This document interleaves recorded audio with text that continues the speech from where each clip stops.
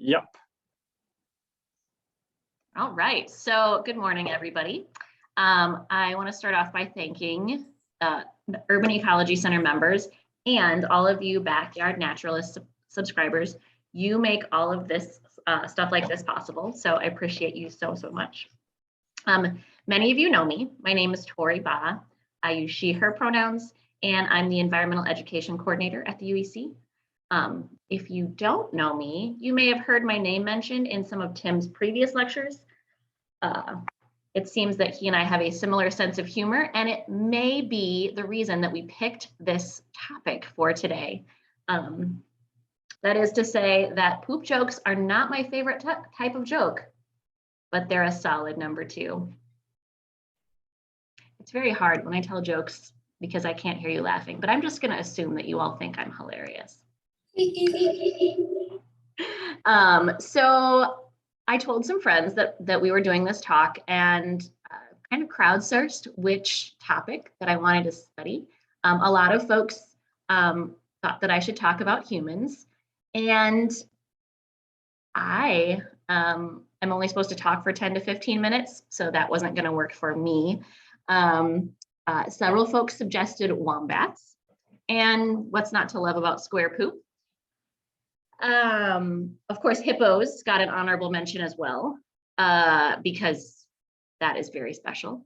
But I wanted to choose a Wisconsin wildlife animal, so neither of those was going to work out very well. So those of you who know me know I spend most of my outdoor time at the Urban Ecology Center in Washington Park. So there was really only one obvious choice, which is geese. So you could say that I've been studying goose poop for over 13 years in this park every time I go for a walk. So this is going to be a pretty big knowledge dump. So Canada goose, not Canadian goose, although I might make a mistake and say the wrong one from time to time, so I assume that you might as well. Its Latin name, genus name, comes from an Old Norse word meaning burnt or black goose. And the species name is a little obvious. So geese, a hungry goose can consume up to 4 pounds of grass a day, which is why they love Washington Park so much, right? All those soccer fields, all that great mud grass and trees, a gorgeous lagoon where they can swim around and be safe. And so it's a perfect habitat for them. But 4 pounds of grass a day produces a lot of dew. And so I tried to find out for you how much. And after sifting through lots of sources, nobody seemed to agree, right? Some said it was once an hour. Some said as much as every 12 minutes. One source said up to 28 times a day. And a couple places said 1 to 2 pounds of poop a day. So that's a lot of variation. Probably depends on diet, probably depends on time of year. Either way, that's a lot of poop. And if you counted all the geese in Washington Park on a regular basis, which we do, thank you, bird walkers, you'd see that they are pretty much here all year long.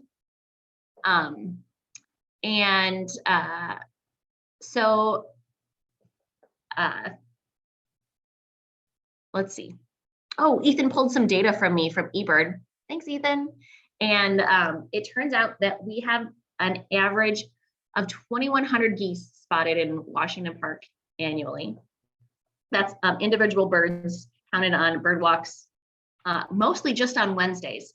So if you take that number times 1 or 2 pounds of poop a day, well, that's getting pretty thick. But there's good news, don't worry. According to Laura Erickson from the Cornell Labs, geese are less likely to defecate when they're flying than when they're grazing and walking around on the ground.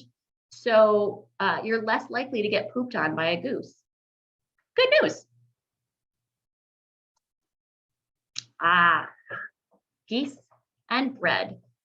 Lots of people like to come to a park and feed the geese or the ducks, but bread and any other human food really is basically like junk food to a bird, right? There's not much nutrition in there for them. It's like if I just made brownies available to myself all the time, I might not eat dinner.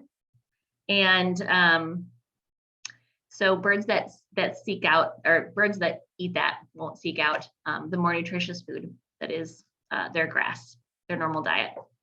So this carb-rich diet leads to more defecation, which is not good for us. And also bird feces can harbor bacteria. So that can also lead to the spread of disease in goose populations, which is also not a good thing. And we'll talk more about bacteria in goose poop at the end. Also, more goose poop equals more phosphorus and nitrogen in our ponds because it is a really great fertilizer. But that much fertilizer in our ponds isn't really helping anything and contributes to algal growth and things like that. A poor diet can also lead to a condition called angel wing, which is not a good thing, actually. It's a condition where their flight feathers, they wing outwards, and then they can't fly. So that poor diet that lacks the calcium and the other nutrients that geese need isn't found in bread. So please, please, please, whether or not you're a fan of geese, this isn't fair to them. And so please do not feed them bread. I know many of you are conscious birders, so I appreciate that. There are several subspecies of Canada goose.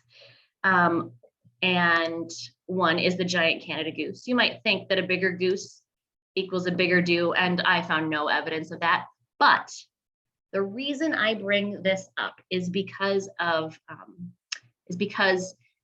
thought this goose, this subspecies was extinct, and then found it again in Rochester, Minnesota, nearby here.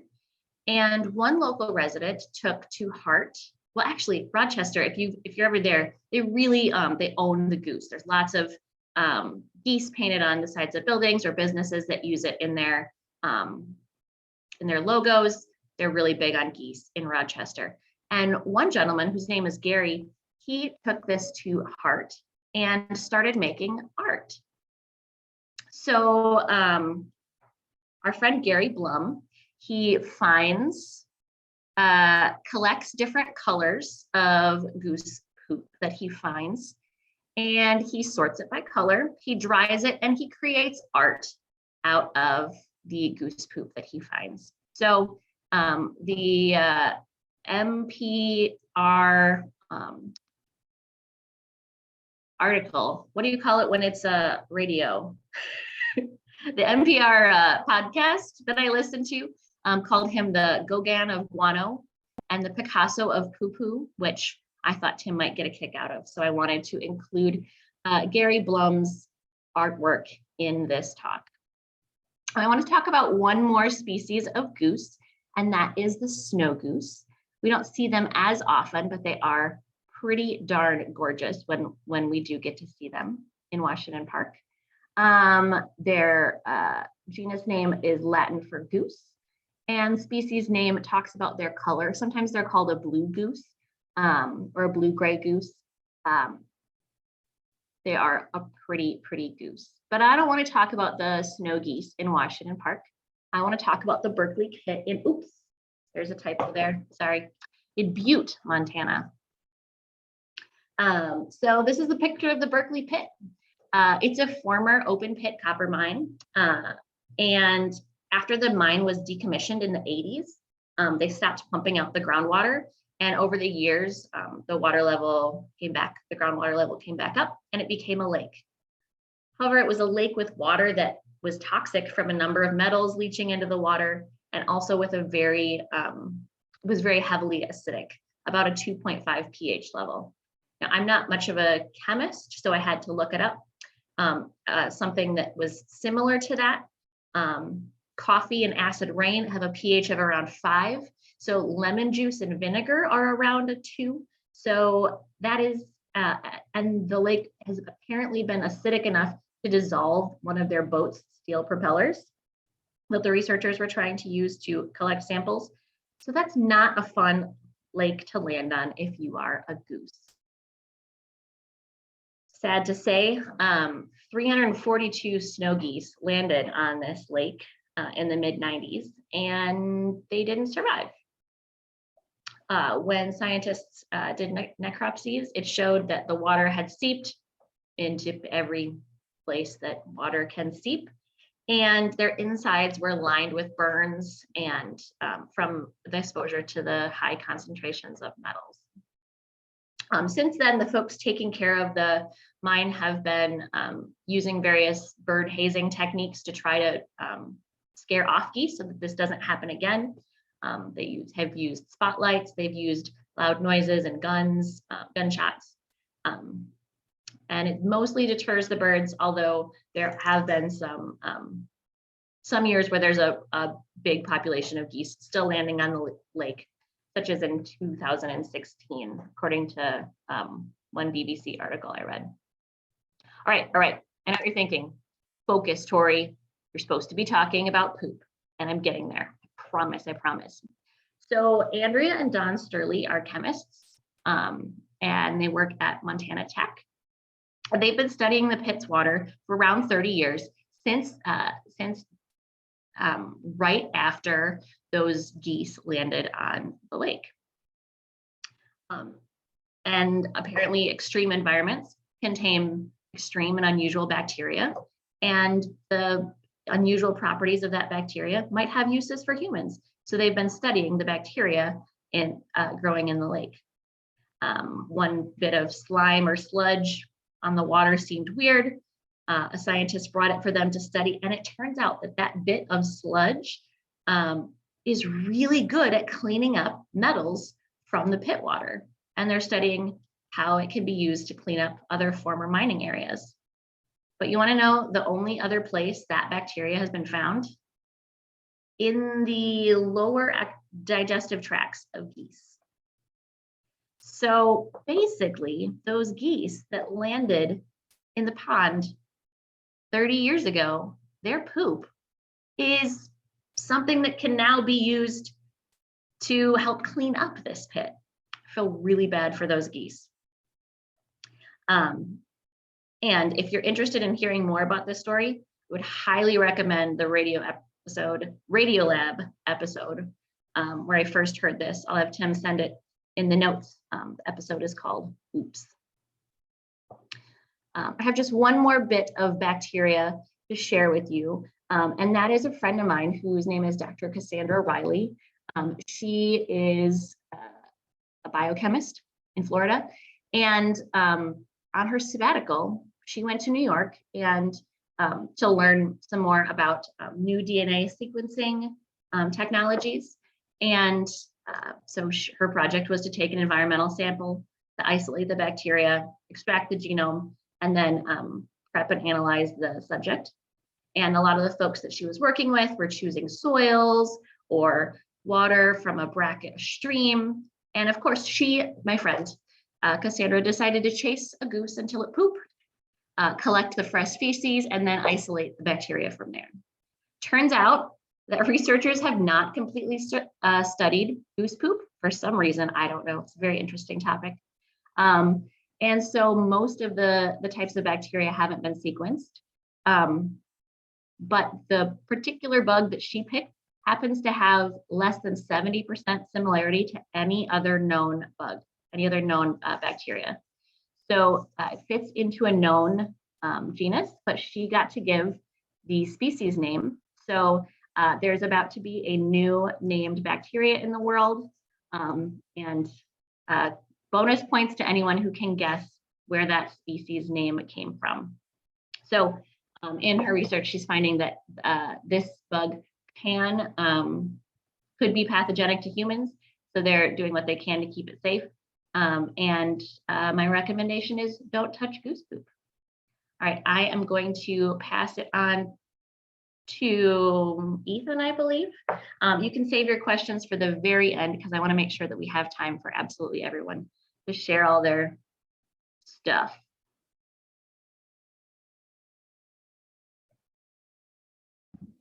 Oh, technology. Of course, it decides to do this really quick right now. Just FYI to make your cameras off if you Oh, yeah. Okay. love to see your face. How do I turn it on?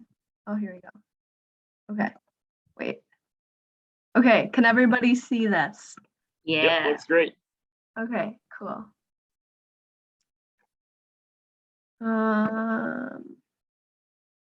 Okay. So I chose to talk about frass, tiny poops, because I like bugs a whole lot and I love little tiny bug poops. And there's just something so cute when you see a little insect flying around and it just stops and poops. Sometimes I've had dragonflies stop and poop on my hand and it's just a great time. So I thought it would be fun to talk about frass. So what is frass? It is the debris or excrement produced by insects. So typically categorized in the arthropods, so an exoskeleton and segmented bodies, as well as the 6 legs. And the word is derived from German, the German word fressen. Pardon my pronunciation if that's incorrect, but that means to devour or to eat. And it also comes from Middle English fret. So for instance, to be consumed by worry. Frass can be in liquid or pellet form. Typically, it is in more of a pellet solid form. It can be liquid sometimes. It's less common, and the amount of liquid is generally pretty small because a lot of the liquids and waters that nectaring insects are taken in are actually used by that insect for the most part, so there's very little to be excreted. Frass typically consists of nitrogen, phosphorus, and potassium, so N, P, and K, as well as chitin, which is a substance found in exoskeletons, as well as beneficial microbes. So I'll talk a little bit about how insects use frass in a lot of different ways. One way is in defense, and they have a few different methods of defense that they'll use frass in. One of them is in fecal shields. So imagine using your own feces to defend you against predators. They do this in 2 different ways. One is in chemical defense. So sometimes, for instance, there's a beetle that eats the nightshade plant, and the alkaloids in that plant aren't metabolized by the beetle.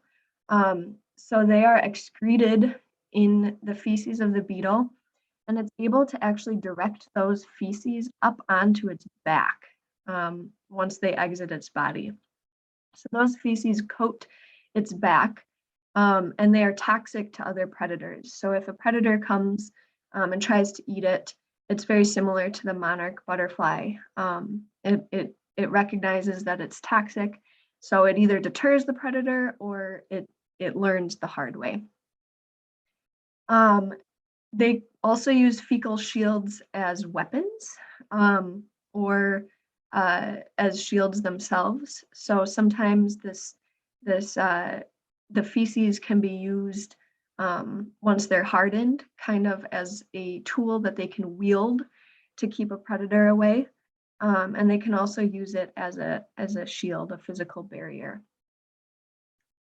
Another defense mechanism is an anti-fedant. So for instance, some ants will deposit their feces next to their eggs so that predators are dissuaded from trying to eat those eggs. They'll also sometimes use their own feces as camouflage, to blend into certain leaves or trees that they're sitting on, so that predators just think they are poop. Insects will also use frass for feeding. For instance, some young eat the adult's frass before they can digest other materials.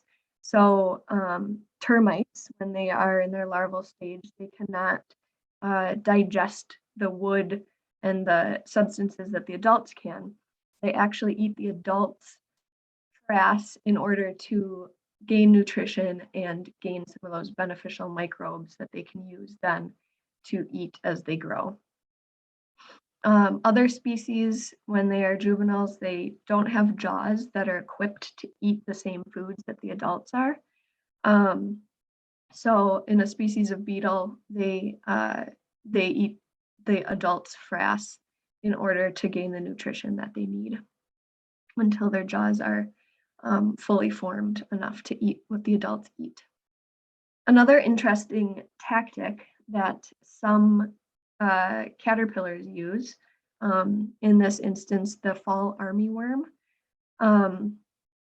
This caterpillar actually uses its feces to distract corn so that it can safely eat. So what happens is it excretes its feces and they fall down into where the leaf kind of meets the stalk of the corn. And the corn plant can't respond to two different threats at one time.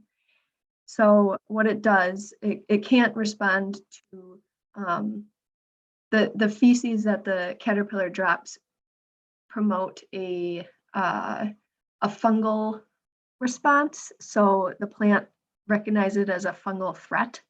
So it responds by protecting itself against that threat.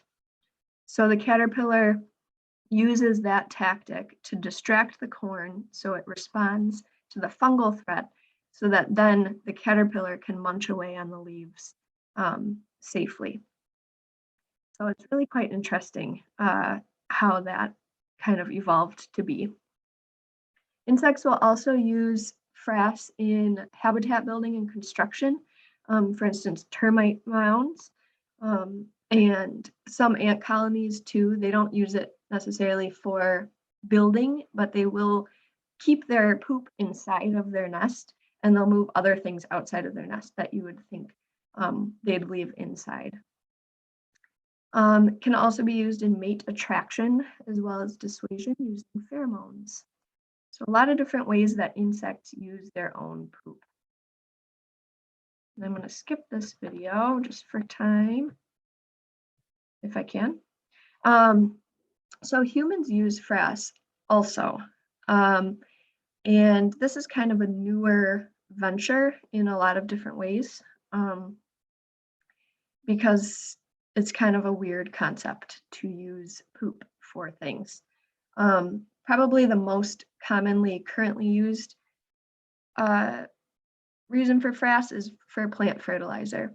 And this is great because it contains the nitrogen, phosphorus, and potassium, which is found in a lot of plant fertilizers. And it also contains chitin, which I mentioned, which is a kind of a substance that helps in structuring cell walls and different parts within the plant, as well as beneficial microbes for that plant. If you happen to have a lot of insects that poop a lot, you can actually make what's called Frass Tea.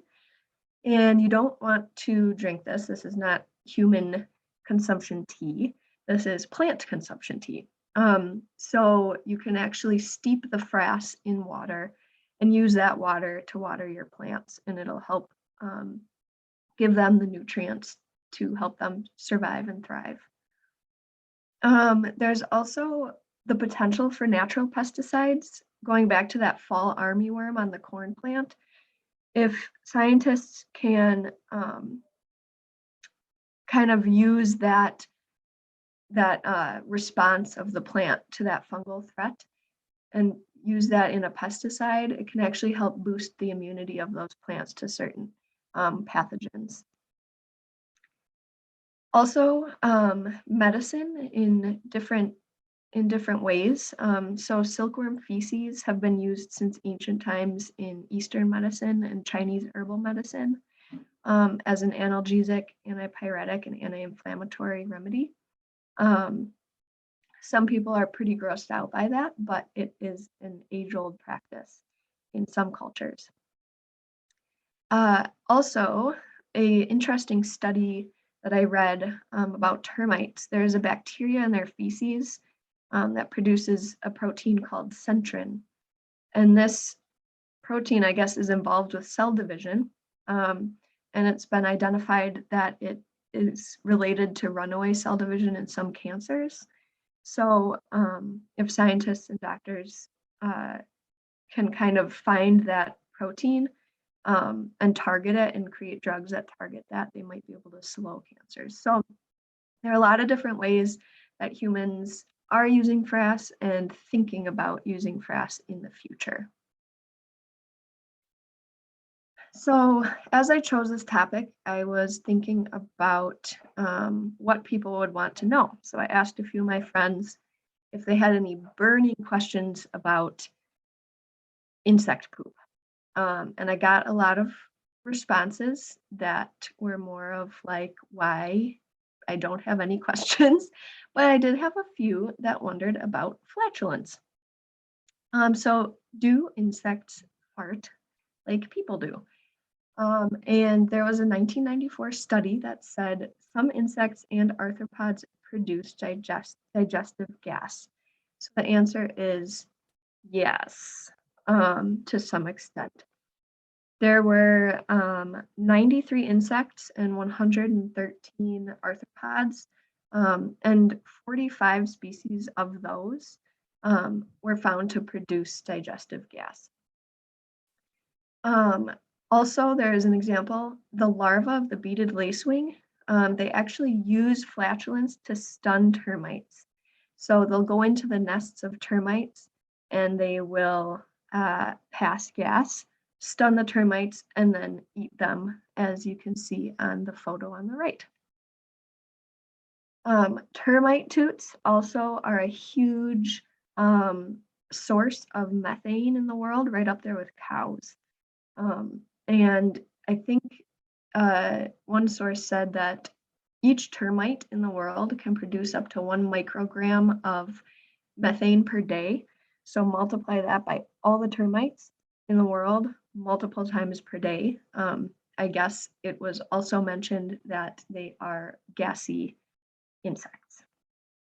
And then lastly, as everyone is probably wondering, do insects fart through their anus like other animals, or do they pass gas through their spiracles, which are holes on the side of their thorax, which allow for oxygen flow? And it was actually found that there were insects preserved within fossilized amber, and there were air bubbles coming from the anus within that fossilized amber. So that led scientists to believe that at least some insects indeed do pass gas through their anus. And I will close with a video. It's a very short and sweet video of a caterpillar.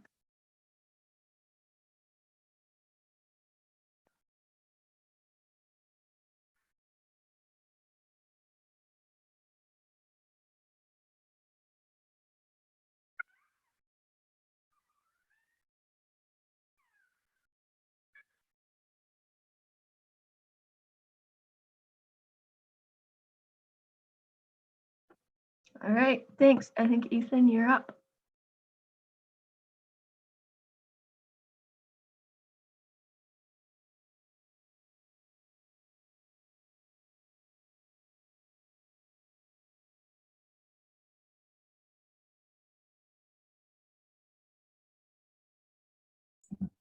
Great.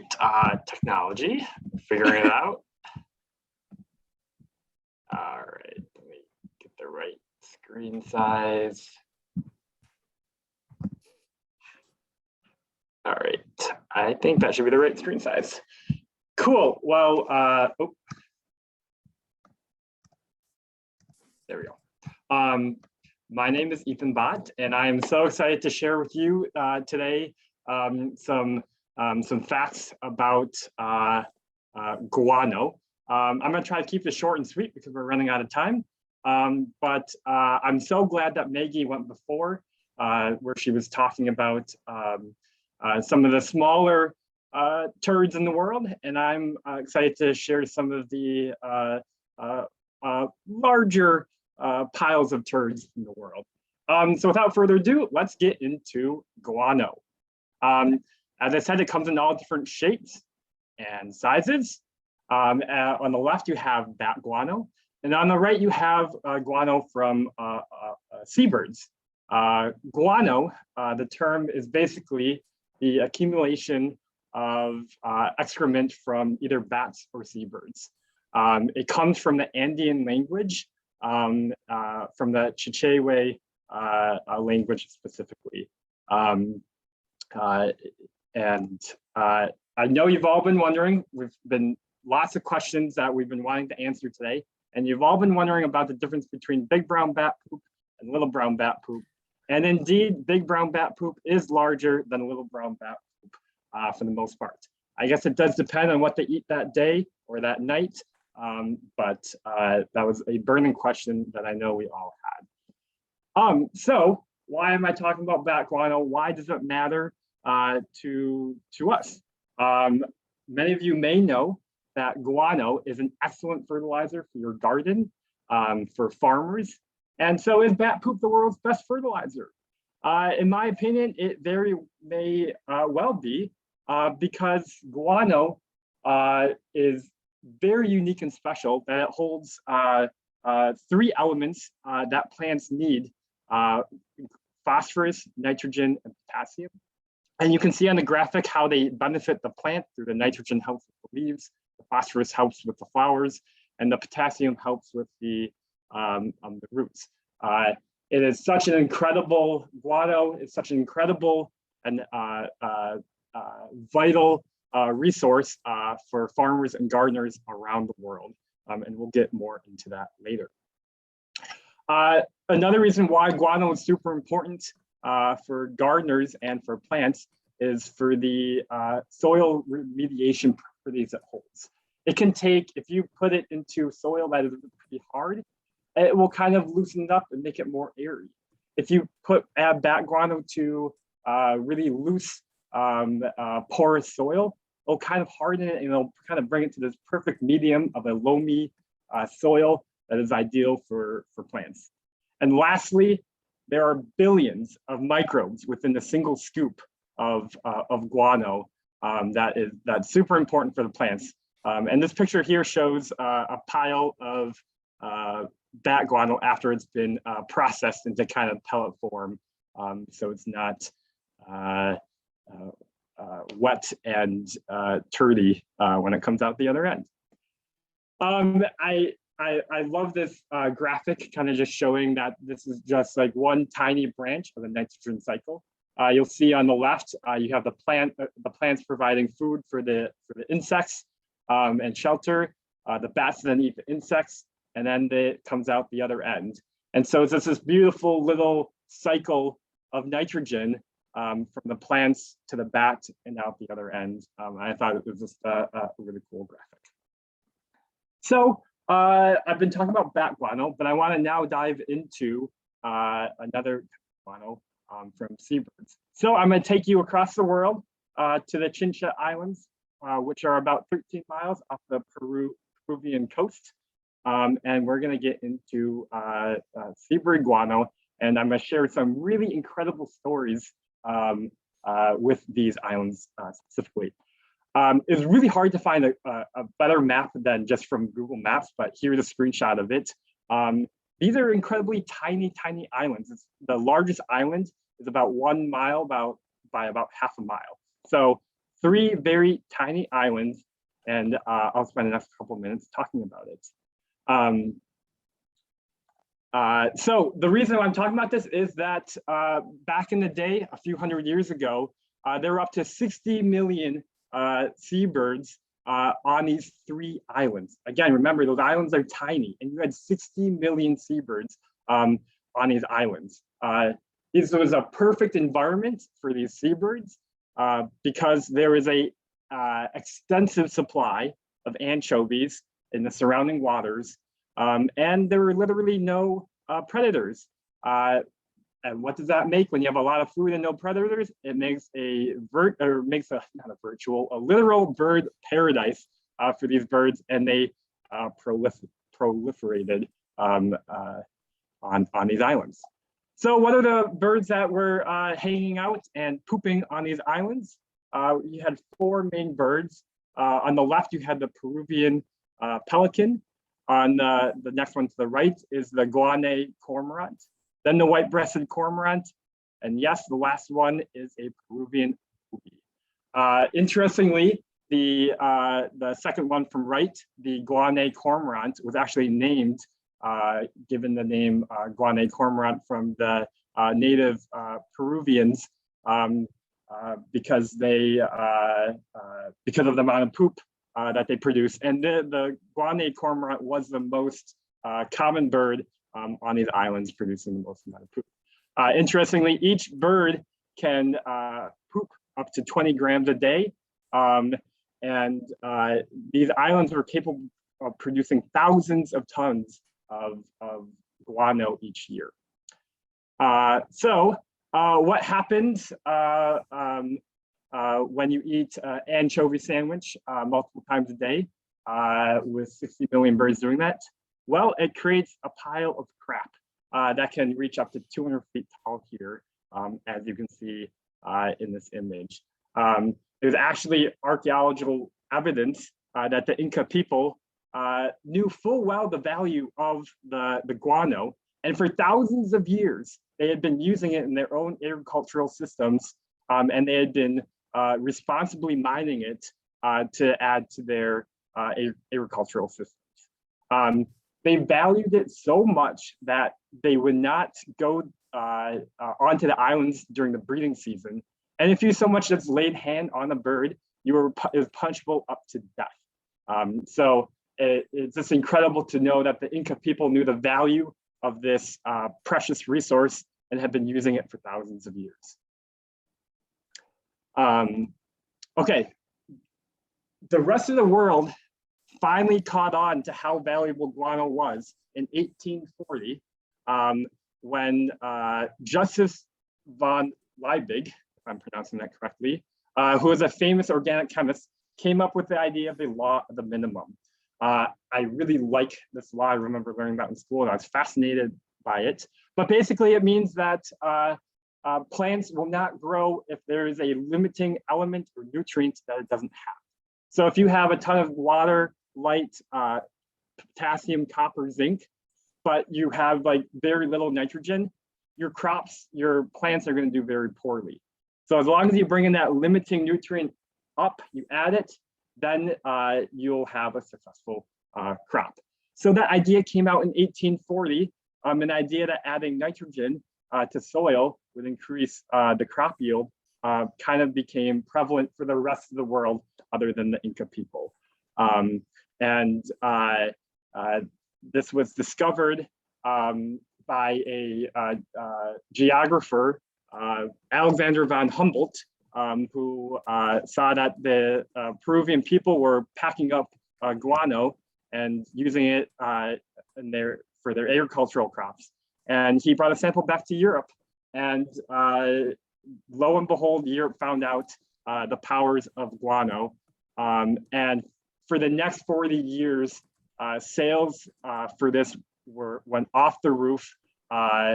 There were the farm fields of Europe at that time, you have to think about the historical context, were super nutrient starved. And they've been farmed for hundreds of years, and the crops were not doing well. And the guano was a perfect solution for their problems. And so countries from all over the world were coming to Peru, to the government, purchasing guano. The Peruvian government knew the valuable resource they had, and they capitalized on it, and they had many lucrative contracts with countries from all over the world in the 1840s, and they mined the guano very heavily. Actually, it ended up accounting the sales of the guano, which is literally like piles of white gold because it looks white, accounted for 60% of the Peru's budget, which is crazy. So I'm going to share a quick little video here. There's a couple false facts in here I'll say after, but overall the video is helpful. oh, did I share the, I gotta share sound. Nice video clip. Let me know if you do not hear this. Hi, this is Alex from Minute Earth. Some of my ancestors were farmers in Sandy Spring, Maryland, and in the 1840s, their soil was going bad. It could no longer support crops. They tried to improve it with everything they knew of, yet nothing worked, so they were going to have to leave to find newer, more fertile farmland. But then they heard about a magical substance that was purported to make harvests plentiful, and that was arriving from Peru to the port of Baltimore. My relatives put their hopes in this substance, traveled to Baltimore, and filled a wagon with bird poop. That's right, they were among the first people in the United States to spread this dried bird poop, called guano, on their farm fields in the hopes of restoring their livelihoods. And it actually worked. According to Sandy Spring records, their harvest went from 3 bushels an acre to 30 bushels an acre. They wrote that our young people found there was no need now to emigrate to newer, richer soils. But what was so special about Peruvian guano that made it different from the other things they'd tried? Well, they didn't know it at the time, but the guano was especially rich in 2 elements, nitrogen and phosphorus, that all plants need in order to grow. Those elements become depleted in most farm fields because, as plants grow, they absorb nitrogen and phosphorus from the soil. So when farmers harvest their crops each year, they're also taking away some of the soil's nutrients, which makes it harder for new plants to grow. And guano? It's 20% nitrogen and 4% phosphorus. A sprinkling of it can replenish the soil as much as an entire shovel full of manure, which is just 0.5% nitrogen and 0.2% phosphorus. There are 2 main reasons guano is so rich. Number 1, pee is something birds don't do, but they still need to get rid of extra nitrogen, so they turn it into a white goo that they mix together with their poop and squirt out in a single stream of nutrient-rich disgustingness. But Peruvian guano is especially rich because coastal Peru has a really dry climate. So unlike in wet places where rain washes the nutrients out of bird poop, the nutrients in Peruvian bird poop stay put, as does the poop itself. It dries out and piles up into giant mounds of guano. Guano that, once it was discovered by Europeans, got harvested and shipped by the ton to nations like Britain, Belgium, and the US, where it helped save my ancestors' community. But people in Sandy Springs stopped using guano within 30 years. Not just because it ran out, which it did, but also because guano... All right, so I enjoy the video because it helps explain things a lot better than I do. But the Europeans did not discover guano. The Inca people have been using it for thousands of years. So that was one pretty big flaw in the video, but otherwise, I hope it kind of got the point across. Hi, this is Alex from Minute Earth. Okay, so then as the video ended, it said that the guano trade ended, and it did about in the 70s, 80s, because it was being mined so heavily. And on the Chincha Islands, basically those 200 feet of guano was literally removed from all those islands. And so you can see here a little mining operation of the guano. So the last thing I want to share is probably my favorite fact and knowledge about the guano on the Chincha Islands is that there is literally a war fought over bird crap. In the there's so much history behind war, so it's hard to describe this in just a little bit. But in what year was it? 18. I don't have it on here. Shoot. In 18, I think like 55-ish, the Spanish government needed more money. It had so much territory all over the world, and they realized the value of the Chincha Islands in terms of making money. But Peru at the time owned it, but they owed the Spanish government a lot of money. So the Spanish government came in and took the Chincha Islands from the Peruvians. And anyways, it ended up being a battle between Chile, Ecuador, Bolivia, and Peru against the Spanish. All centering around guano and the rights to selling this valuable resource that the world so greatly needed. And there actually ended up being another war too in 1879 between Chile against Ecuador, Bolivia, and Peru. And again, all centering around guano and the rights to islands with guano. So just fascinating that there would ever be a war around poop, mountains of poop.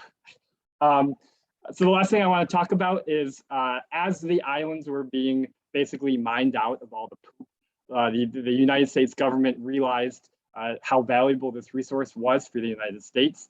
And they saw that the supplies were shrinking in the Chincha Islands. And so in 1856, they passed the Guano Islands Act, which basically allowed any US citizen to lay claim to any island that was either uninhabited or that was uninhabited and had guano on it because the United States was in such great need of it.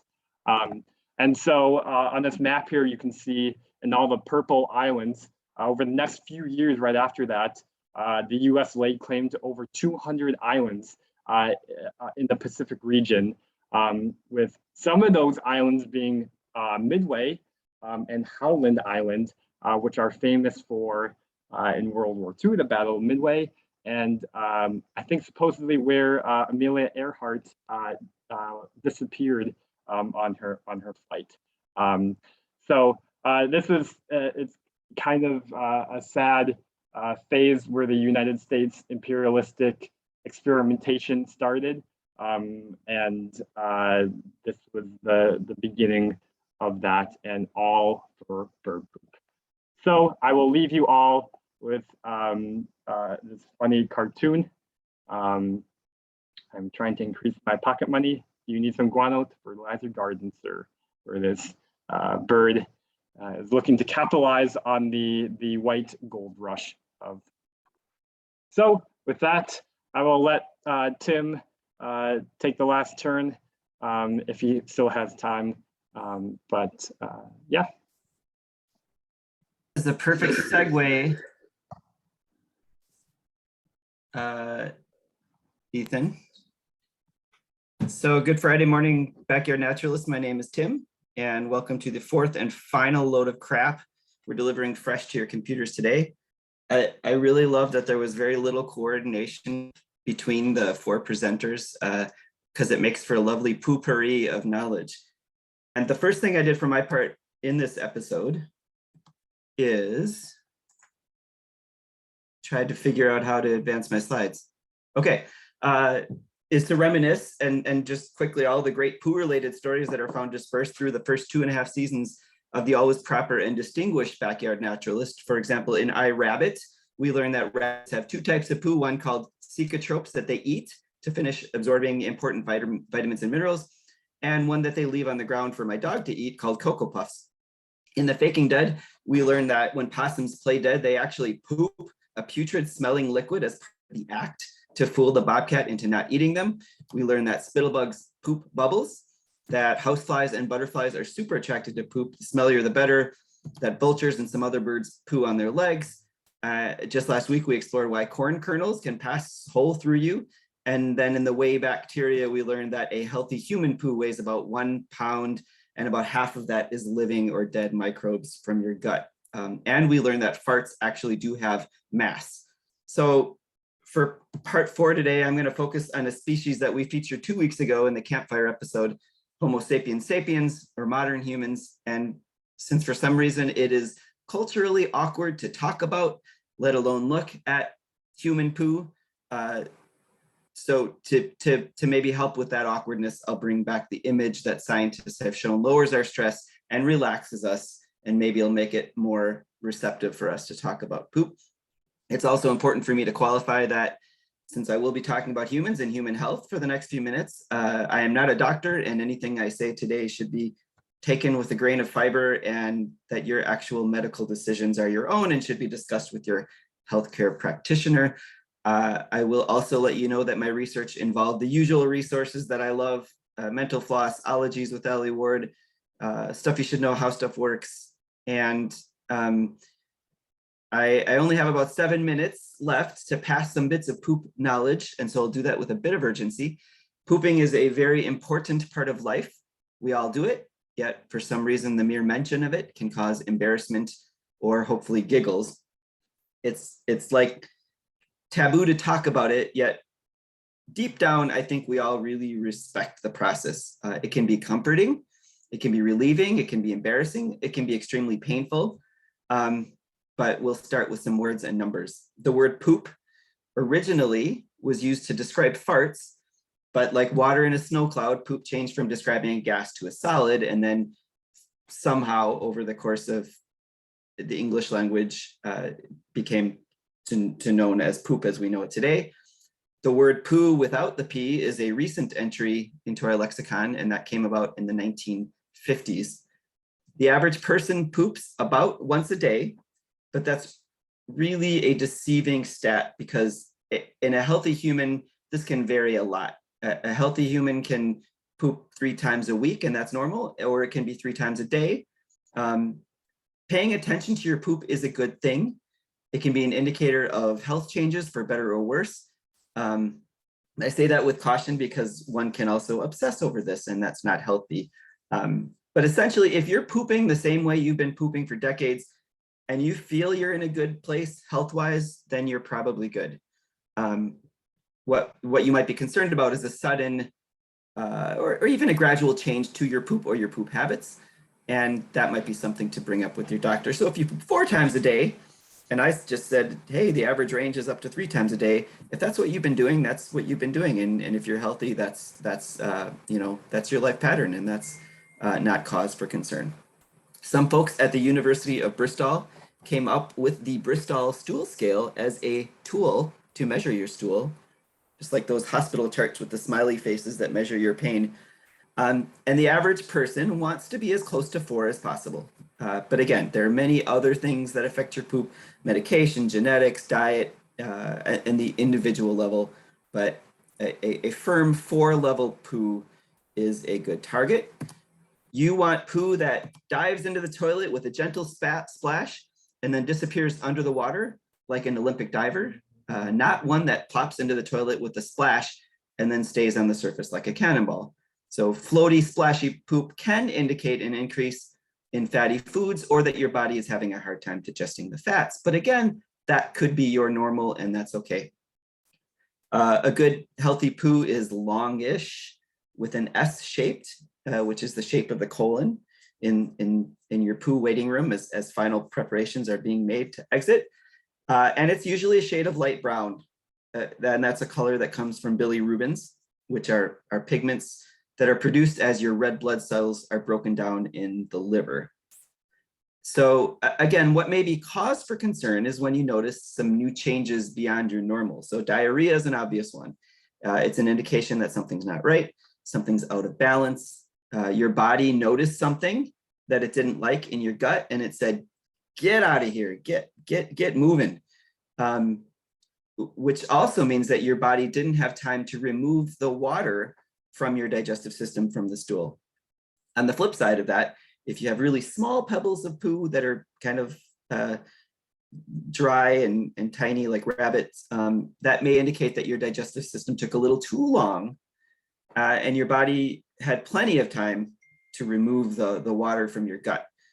So they became too dry. So again, on average, and everybody's different, food and different types of food will process differently, but food should take about 18 to 72 hours from food to poop in a healthy person. And you know, the ecology of digestive systems really makes a difference. So carnivores, herbivores, but in a good, some humans are herbivores, some are omnivores, and that's about average, 18 to 72 hours.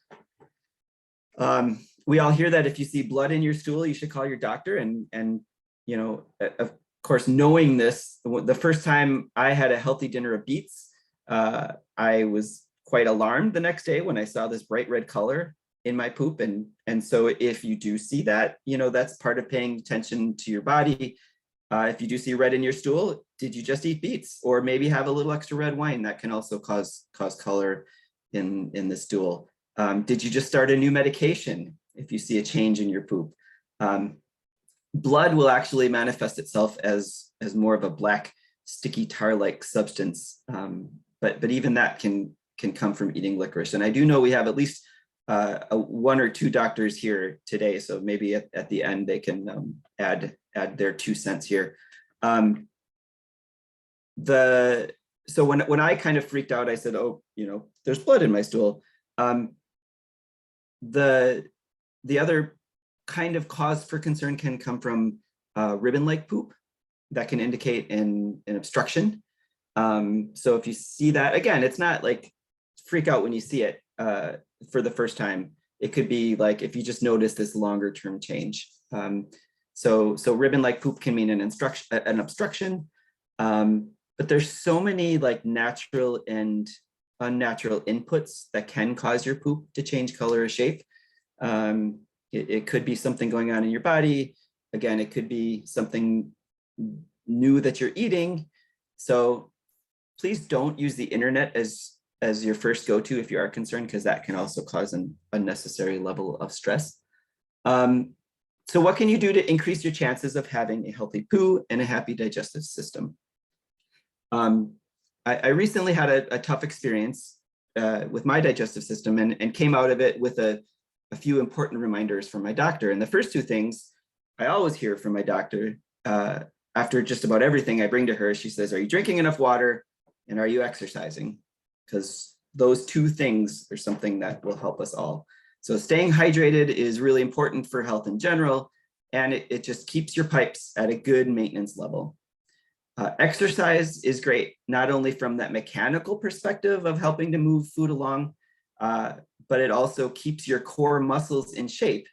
And that's something that's on your side, good stomach and back muscles that will help keep the food moving. But the third reminder that she mentioned, and this is something you hear all your life, but maybe you pay attention to it more as you get older, is fiber. So there are two main types of fiber. There's soluble fiber, which actually slows down digestion a little bit so we can extract more nutrients from them, the soluble fibers. And then there's insoluble fiber, which isn't digested by us, but becomes food for that very, very important community of gut bacteria that are the hitchhikers for life in our body. And that insoluble fiber also provides the bulk to get to that healthy 4 level. So the absolute best source of fiber by far comes from whole vegetables and whole fruits, something that most people in the world, especially in the United States, I should say most people in the United States really don't get enough of. Grains can also be a source of fiber. They're just slightly less efficient for our bodies, slightly less, something that we're not as used to eating in humanity is more a recent introduction with farming. But if you are going to eat grains, whole grains are better. Eat the steel cut oats. If you can, eat whole wheat. Psyllium is a supplement that I use, and I noticed a positive change after my mom recommended adding a teaspoon of psyllium to my water every day. The recommended amount of fiber is, depending on who you talk to, 25 to 35 grams per day. Some people even suggest up to 50, but the average American sadly gets about 10 grams of fiber. We talked about the best fibers, the worst fibers, or the worst foods, I should say, related to anything, regardless of fiber, are processed foods, especially processed grains, white flours, white sugars. Artificial sweeteners can be really hard on your system, cause softer stools. MSG and other chemicals that are found in processed foods are pretty detrimental. We have a world of commercials that talk about how great laxatives are to help you remain regular, but the reality is laxatives should be more of a last resort, at least the pharmaceutical ones, because from what I understand, they're just not that good for your system or for keeping your gut bacteria healthy. And they can actually, if you start to rely on laxatives, it can weaken your intestinal muscles. But again, every person's different. There's different histories, all of that, but it's something to think about is maybe not going to laxatives as a first resort. Also, I get why we use toilets, but from at least our versions of toilets, but from a biological perspective, sitting at a 90-degree angle from what most people understand is not the best thing for your body. So many cultures around the world do support the process of squatting while pooping, which is thought to be way more natural, straightens out your colon, reduces the strain on your body. So since, it might be a lot to repurpose your bathroom, there are products out there like the Squatty Potty that might be worth a try. One area I didn't get to, but is an interesting one, is that we talked about insects weaponizing their poop. Maggie talked about that, but humans have done that in the past, and there are stories of frozen poop knives, poop bombs, poop-tipped arrows, and poops being shot out of Soviet tanks, which, if you think about it, is actually kind of an efficient way to take care of something that soldiers need to do anyway. So poop can tell you a lot. Keep an eye on it, but don't overthink it. Don't freak out. Look for changes. Pay attention to your body. All poop stinks. And that's not from you. That's from your bacteria producing gases as byproducts. So there's really no need for you or that caterpillar to be embarrassed. You can just say your gut bacteria is having a party. But part of that gut bacteria party that's producing that smell is also giving you a healthy dose of serotonin. So after you blame your gut bacteria for the smell, you can also thank them for the good, healthy vibes. And I'm going to end there. Thank you for tuning in to this episode. We'll see you next week. I will turn off my